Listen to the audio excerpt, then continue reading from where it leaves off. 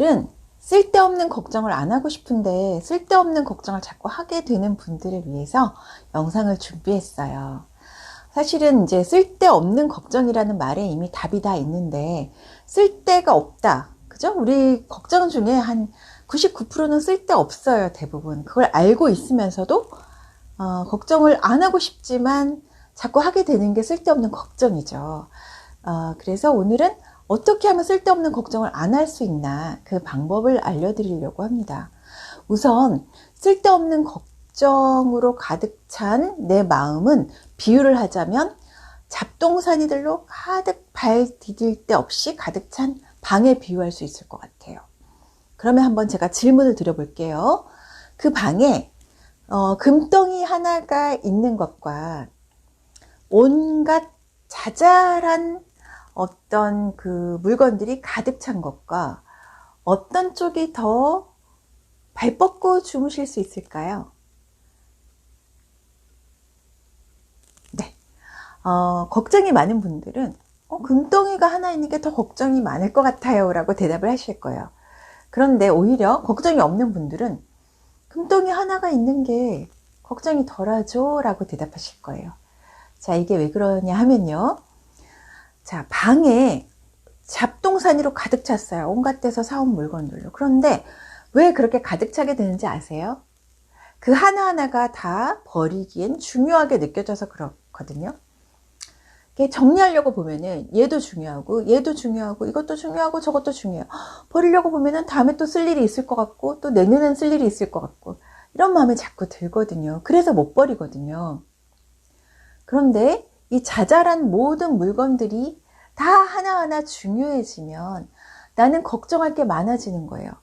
걱정과 욕망은 정확하게 비례합니다. 즉 내가 지키고 싶은 게 많을수록 걱정이 많아지는 거죠.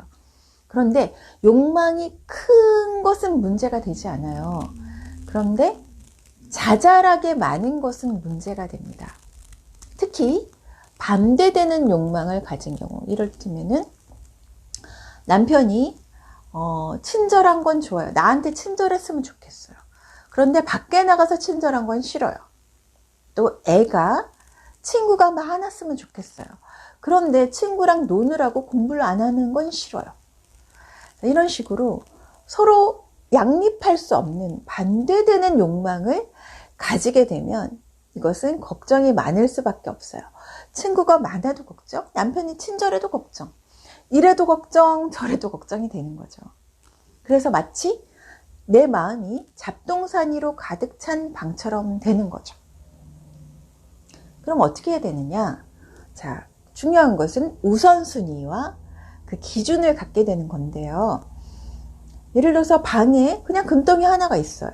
그러면 그 금덩이 하나를 지키는 데만 노력을 하면 돼요. 그 금덩이를 지키는 금고를 사놓는다든지 비밀번호를 어렵게 해놓는다든지 이러면 그 다음에 발 뻗고 잘 수가 있어요.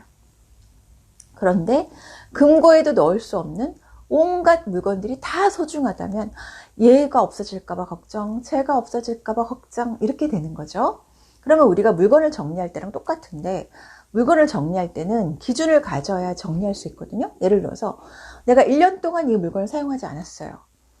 그러면 그 1년 동안 사용하지 않은 물건은 정리하자. 버리든지 기부하든지 모모 마켓에 팔든지 중고 마켓에 팔든지 이렇게 기준을 정하면 그때부터는 편해져요. 자, 분류를 하는 거죠. 먼저 자, 이것은 기부할 것, 이것은 판매할 것, 이것은 잠깐 둘 것, 이것은 보관할 것 이렇게 분류를 하게 되면 정리가 가능해집니다.